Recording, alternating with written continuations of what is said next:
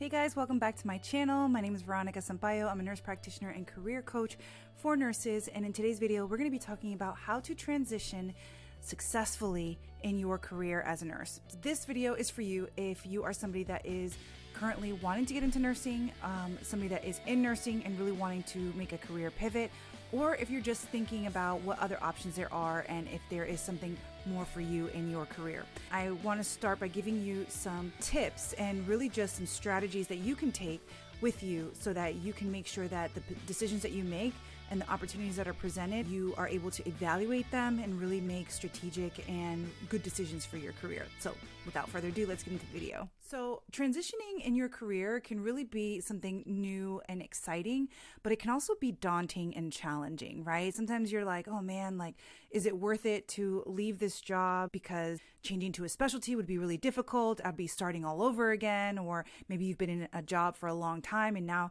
you're kind of one of those people that like just don't like change. I think that you really have to start with reflecting. When you are reflecting on your goals, you want to make sure that you can see, like take a bird's eye view and see like, where do you see yourself in literally 5 to 10 years or at the end of your career? What does that look like for you? And what would be considered a fulfilling career for you? That looks different to everybody, right? So if you think about people that are more like work-life balance driven, that they want to make sure that, they're having enough time for family and maybe salary isn't as important to them, then that is going to be one of those career goals where maybe you want to be working part-time or you want a very flexible schedule. You have to reflect on that. Like what's important to you? Or you might be somebody that's like, I want to just work until I get a certain amount of money in the bank and then I can, have financial freedom, or I can do other things like investment, whatever it is that you want to do. So, and anything in between that, right? So you want to really reflect and really understand what it is that you are working toward so that you can really make good decisions and a plan for yourself to get to those goals. Next, I want you to really take and assess your current skills and experience. So if you're looking to transition out of your current specialty or even into any other career, maybe you're a nurse and you want to get into like biotech, or you want to get into like insurance type nursing, like utilization management kind of thing, then you really want to assess your current skills and understand how they transfer into the role that you're looking to fill. Think about if you are maybe a nurse practitioner and you want to get into Botox, right? Maybe you want to do aesthetics and you want to do injections. Well, what skills do you need to develop? What continuing education do you need to get in order for you to be marketable in that specific specialty? Think about those things, what you need to develop as a clinician so that when you get to those goals, because it might take some time, right? Maybe you want to go back to school and become a nurse practitioner, right? Then you really want to, again, reflect on those goals and making sure that you're understanding where you're going to go to school, what that's going to look like for your family life, what that's going to look like for your financial life, and really identify what you need to get to those goals. Next, I want you to research potential opportunities. Now, again, this is something that is going to take time as you're looking to make a change. I think that you want to understand what's available and out there.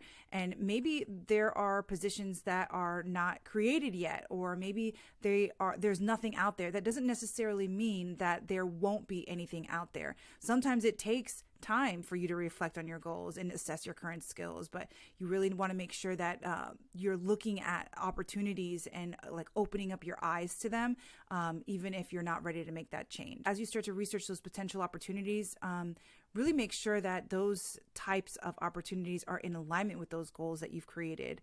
I want you to also think about reaching out to mentors and professionals in that desired field so that you can gain some insights, you can ask your questions, and really just get more into that world where you can understand fully what you're getting yourself into. So many times I've seen where maybe somebody wanted to get into nursing or nurse practitioner and they haven't really had a chance to maybe shadow a nurse practitioner or really delve deep into the day-to-day life of a nurse practitioner, and they only see like maybe what they Googled online kind of thing. So definitely as you research those potential opportunities, it's going to be important for you to speak to people that are actually doing those jobs that you're looking to do. Next, I want you to update your resume and cover letter. Now, making sure that not necessarily that it's updated and ready, right now, but definitely making sure that, again, as you reflect, that you have all of those skills and those experiences on your resume, so that when it's time to share that resume, when it's time for that opportunity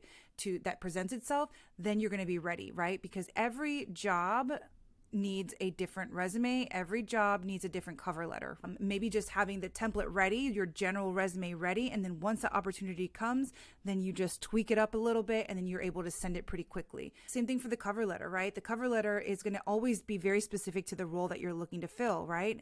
They'll typically have a job posting, or you'll have a contact there, and you'll have a little bit of background that you're going to want to input into that cover letter. It's hard to determine what that's going to say when you are doing this before an actual opportunity presents itself. Make sure that the template is ready, that the design is ready, that the core of your background is there, and tweaking those a little bit once those opportunities present themselves and you're ready to share that. So next is, of course, network and build connections. So if you are looking to go into aesthetics or dermatology, or you're looking to get into cardiology, whatever it might be, you want to be around those people. You want to maybe attend those conferences. You want to maybe join those professional organizations. Build the network, be around the people that you want to become. It's going to be really important, I think, when it comes to, again, kind of like that research that you're doing. Building those connections are also going to be a part of that research. Maybe you might say like, oh, I'm not good at networking, or I don't know anybody. Always, if you're in school, consider your preceptors, your instructors, fellow students. Those are all the network that you have, and you start to build on that network. Don't ever forget that, right? And so strategically, I want you to start thinking like, I need to continue these relationships even after I graduate, connecting with them on LinkedIn, or if you have their cell phone, texting them, just asking them how they're doing and how things are going. Like, just continuing those relationships are going to be important. And it doesn't necessarily mean that they're always going to be fruitful for you, but that network is going to be important to, get you to the places that you want to get. You just never know who you know, and who knows who you want to know, right? I think that's really important. Again, through LinkedIn, it's going to be really nice. Social media is a great platform just to be social, right? Be social on social, not necessarily always getting on LinkedIn when you're looking for something. Make sure that you're, again, keeping those connections and supporting other people in the field and in your community. Now that you've done all of that, I want you to start preparing for interviews. You're ready, right? You've got your resume, you've got your network, you're starting to get calls for interviews. Prepare for them. It's going to be so important because you want to make sure that you are prepared and that they understand that you are ready for the role. So as you pivot into the career, you've done your reflection, you know where you're at, you know the skills that you have that are transferable, and you know what you've gained with the continuing education that you've had. Make sure that you're going to be able to demonstrate the skills and experiences that you've had in those interviews. So you want to highlight the enthusiasm for the role and really be prepared to ask thoughtful questions about the organization and the role to make sure that it's the right fit for you at the end, right? Because as they interview you, you are interviewing them. Remember, you started on this journey. You've done all of your homework. You've gone through the steps. Now it's time to really get you to making sure that this is the right fit for you and that you aren't just going into another role that is like this in the same situation that you're trying to get away from. So you know the right questions to ask, because as you learned in the roles, or the role that you're in or the roles that you've held, that, hey, I'm looking for a place that supports us better or isn't toxic or whatever. And of course, those are not things that you're going to be asking specifically to your interviewers where like, is this a toxic workplace?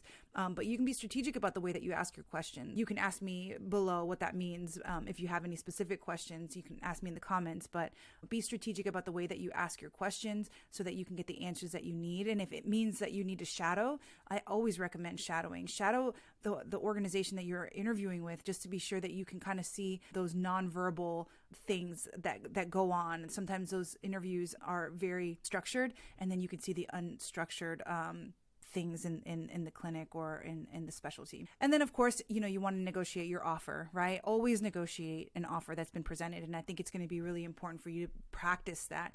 You want to carefully review the terms and of the contract or employment agreement. And you want to make sure that it is in alignment with all of your goals, right? All the things that we did to reflect, your salary, your benefits, your work schedule, all of that's going to be really important in making sure that if it's not in alignment, right, that you have minimum requirements for yourself. If it's not in alignment, that you negotiate that offer and try to get to a point where, yeah, this is something that I want to do. And even if it's not exactly where you want to be in your career, if this is the role that can get you there, maybe it's a stepping stone, maybe it's the step before the ultimate goal, then absolutely make sure that you negotiate the offer, but that you consider that as one of those things that you can do.